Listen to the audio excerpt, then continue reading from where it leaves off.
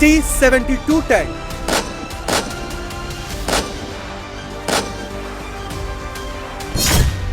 Rocket launcher,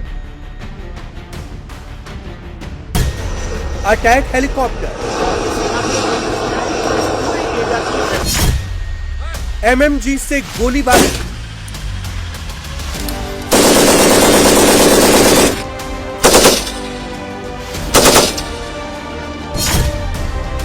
अगले युद्ध की तैयारी, भीषण, विध्वंसक, विनाशकारी।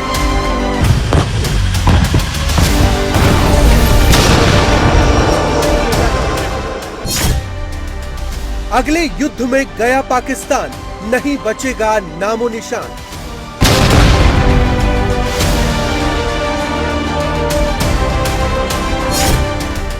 रात में प्रहार, दिन में भी वार, अगले युद्ध का चक्रव्यूह तैयार।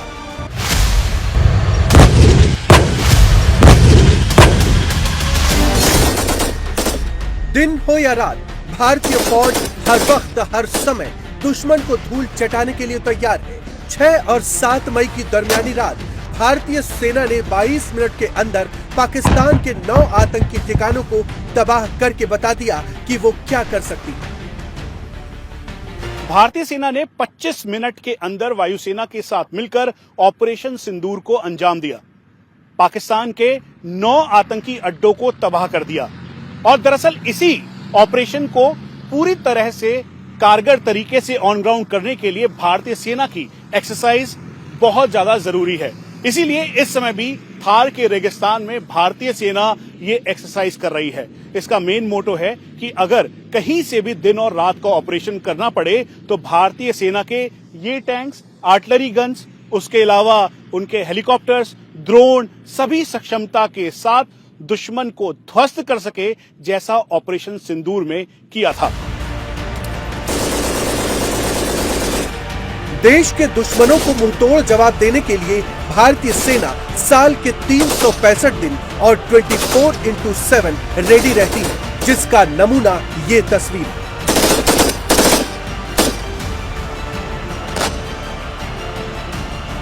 इंडियन आर्मी के जवान अगले युद्ध की तैयारी कर रहे हैं। तपते रेगिस्तान में भीषण युद्धाभ्यास हो रहा है। T-72 टैंक से दुश्मन के ठिकानों को उड़ाने की प्रैक्टिस की जा रही है।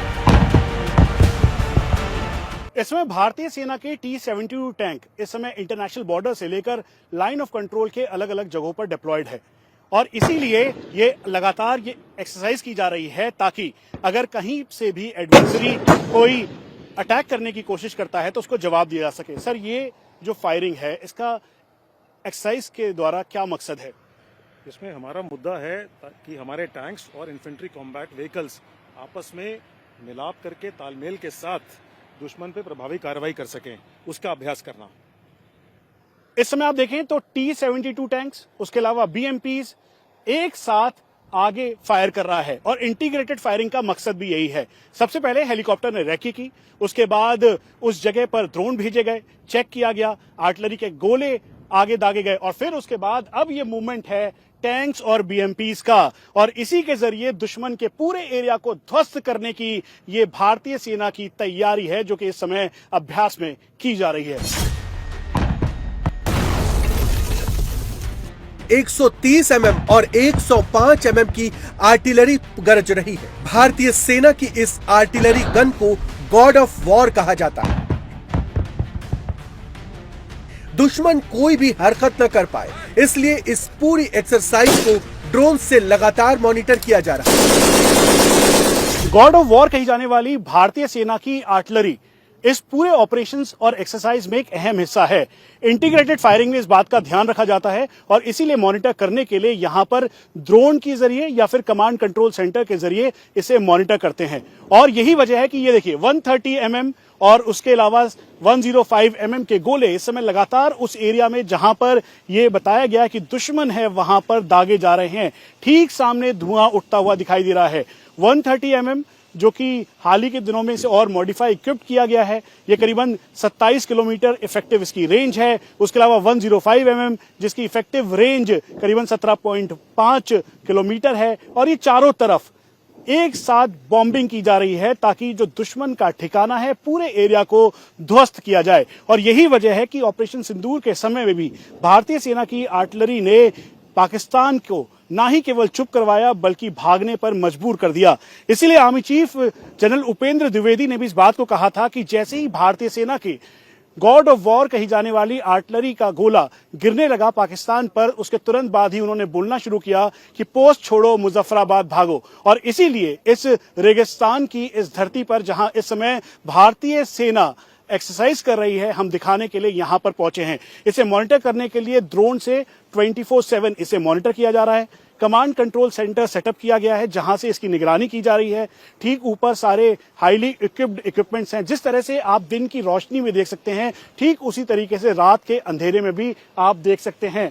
ड्रोन को 24 घंटे यहां पर निगरानी के तौर पर मूवमेंट इसकी की जा रही है। हम आपको ये भी बता दें कि आर्टिलरी मॉडर्नाइजेशन के तहत इस समय भारत जो है आने वाले समय में Indian army MGS mounted gun system के तौर पर, उसके अलावा जो लाइट आर्टिलरी गन्स हैं वो, या फिर और जो इक्विप्ड जो आर्टिलरी गन्स हैं उनसे भारतीय सेना को लैस किया जाएगा। हालांकि इस समय भारतीय सेना के आर्टिलरी बेड़े में 105 mm, 130 mm, सॉल्टम, K9 वज्र, फोर्स, धनुष, एटैक्स जैसी तोपें मौजूद हैं।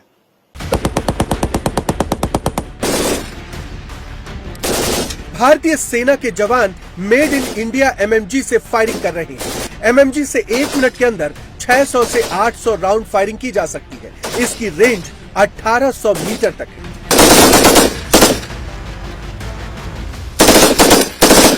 भारत मेक इन इंडिया के साथ मेक फॉर वर्ल्ड के लिए भी जा रहा है। ये MMG है भारतीय सेना का एस इन्फेंट्री हथियार। ये 1 मिनट के अंदर करीबन 600 से 800 राउंड फायर कर सकता है और इसकी रेंज करीबन 600 से 1800 मीटर है। और इसीलिए भारतीय सेना में ये अलग अलग मोर्चों पर तैनात है और इसे पूरी तरह से देश में ही तैयार किया जा रहा है। आने वाले टाइम पर इसे और इक्विप किया जा रहा है और इसीलिए ये इंटीग्रेटेड फायरिंग में इन्फेंट्री यानी जिसे क्वीन ऑफ बैटलफील्ड कहा जाता है, भारतीय सेना के लिए एक एस हथियार के तौर पर इसका इस्तेमाल किया जाता है। और ये इंटीग्रेटेड फायरिंग में इस समय यहां इफेक्टिवली इसे फायर किया जा रहा है ताकि जब इसकी जरूरत पड़े तो ये बिना किसी चूक के फायर कर सके और दुश्मनों को पूरी तरह से तबाह कर सके। ऑपरेशन सिंदूर के समय भारतीय सेना के कार्ल गुत्सोव रॉकेट लॉन्चर ने बेहद अहम भूमिका निभाई। मुनीर के बुजदिल फौजी जब बंकर में छिपे थे तो इस रॉकेट लॉन्चर से उनके बंकरों को तबाह करने का काम किया गया था। ये कार्ल गुस्टाव रॉकेट लॉन्चर है। इसकी रेंज करीबन 800 मीटर से लेकर 2100 मीटर इफेक्टिव है अलग अलग एम्यूनेशन के साथ। और इसीलिए इसे जो लाइन ऑफ कंट्रोल से लेकर अलग अलग जगहों पर इंटरनेशनल बॉर्डर तक ऑपरेशन सिंदूर के समय इसका इस्तेमाल किया गया। उसकी वजह बिल्कुल साफ थी, क्योंकि पाकिस्तान अपने बंकरों की आड़ में छुपकर फायर कर रहा था, भारतीय सेना की अग्रिम पोस्टों को निशाना बना रहा था। इसीलिए उनके बंकर्स को बस्ट करना बेहद जरूरी था और एक निर्णायक रोल अदा किया उसमें कार्ल गुस्टाव रॉकेट लॉन्चर ने। और इसीलिए इस एक्सरसाइज में इंटीग्रेटेड फायरिंग के तौर पर दिन और रात दोनों समय इसे फायर किया जा रहा है ताकि इसकी कैपेबिलिटी, ऑपरेशनल कैपेबिलिटी के साथ भारतीय सेना अभ्यास में और मेहनत के साथ अब निखर सके, ताकि अगर जब भी ऑपरेशंस की जरूरत हो तो उसमें तुरंत ही पाकिस्तान हो या कोई भी एडवर्सरी हो उनको ध्वस्त करने की इसमें काबिलियत हो। इसीलिए इंडिया टीवी सीधा आपको राजस्थान के इस रण से दिखा रहा है कार्ल गुस्टाव रॉकेट लॉन्चर का ये प्रहार। पाकिस्तान की तरफ से होने वाली हर हलचल को न सिर्फ हमारे राडार सिस्टम ट्रेस करेंगे बल्कि भारतीय सेना का ये रुद्र अटैक हेलीकॉप्टर भी दुश्मन के हर मूवमेंट पर नजर रखने में सक्षम है। एक्सरसाइज में सबसे ज्यादा इंपॉर्टेंट या ऑपरेशनल एरिया में यह रैकी का रोल होता है। ये रुद्र अटैक हेलीकॉप्टर्स हैं भारतीय सेना के जो इस समय इस पूरे एरिया की रैकी कर रहे हैं, टारगेट्स को आइडेंटिफाई कर इसकी पूरी जानकारी ऑपरेशनल एरिया में कमांड कंट्रोल सेंटर जो सेटअप है उसको दी जा रही है। और ये रैकी करते हुए इस एरिया को लोकेट कर रहे हैं ताकि एक एक दुश्मन के जो एरियाज हैं उनको देख सके, समझ सके और इसकी पूरी जानकारी दे सके। और ये एक इंपॉर्टेंट रोल है। हम आपको बता दें कि इस समय भारतीय सेना के एविएशन विंग में ये अटैक हेलीकॉप्टर्स बहुत ही इंपॉर्टेंट रोल प्ले कर रहे हैं। हालांकि जो एविएशन मॉडर्नाइजेशन के तहत हाल ही के दिनों में लाइट कॉम्बैट हेलीकॉप्टर प्रचंड भी भारतीय सेना में शामिल किया गया है और इस समय ये रुद्र 3 एक अहम रोल प्ले कर रहे हैं। हिंदुस्तान बड़ी जंग की तैयारी कर रहा है और पाकिस्तान डर रहा है, क्योंकि अब जिन हथियारों को आजमाया जा रहा है वो जब युद्ध में उतरेंगे तो पाकिस्तान का नक्शा बदल जाएगा। दिन हो चाहे रात, ये हथियार दुश्मन पर उतना ही करारा वार करेंगे।